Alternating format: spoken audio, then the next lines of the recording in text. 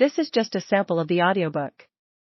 To get the complete audiobook, access the link posted in the first comment.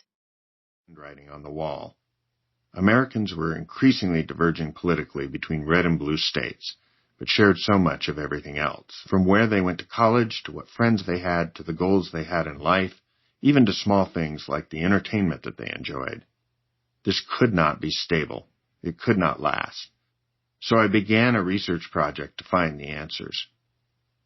After a guest lecture I attended on the progressives, I took the elevator to the 4th floor of the library where I had been told to meet the archivist. I was searching for the source of a quote the lecturer had used. It included the word plasticity.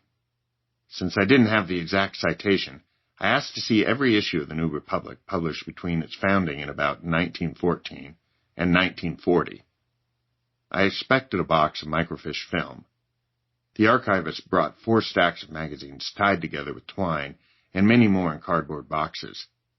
They shed clouds of dust on the table. This was going to take a while, but I had a plan that should shorten things a bit. I planned to look at the table of contents for each issue on the topic of education and scan the articles with a portable scanner. I soon realized that education appeared in nearly every issue, and often as a centerpiece. John Dewey, father of modern progressive education, wrote often, but the editorial board was almost as active and revealing about their intent. This was the first clue that progressives were far more interested in K-12 education than I thought. I later found out they essentially invented it, at least as we know it today. The sun went down outside unbeknownst to me. As I worked my way back to the elevators, a sign jutted out from a row of shelves simply labeled Education. All day I had just been feet from this section. I was sure some academic must have already researched this topic, if only I could find it. I glanced at the clock and saw that I had 15 minutes before closing. I walked into the aisle. The section labeled Educational History drew my attention. As I pulled book after book off the shelf, I looked at the author's bios.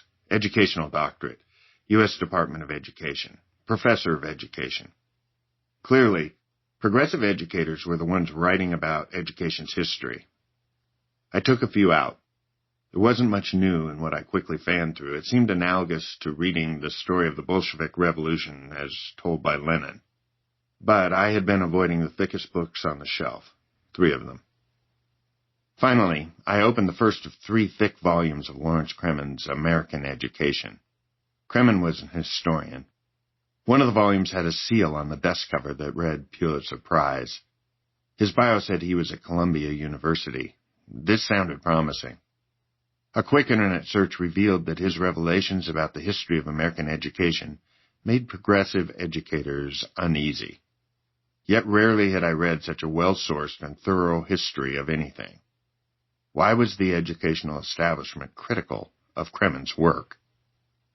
Somewhere in the 2nd volume, Kremen landed on the missing center around which all of those thinkers I had read thus far had orbited.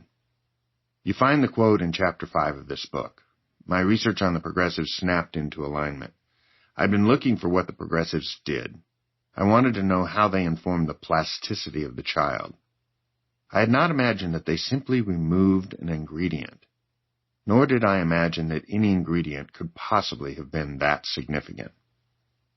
Kremen used an unusual word, paideia.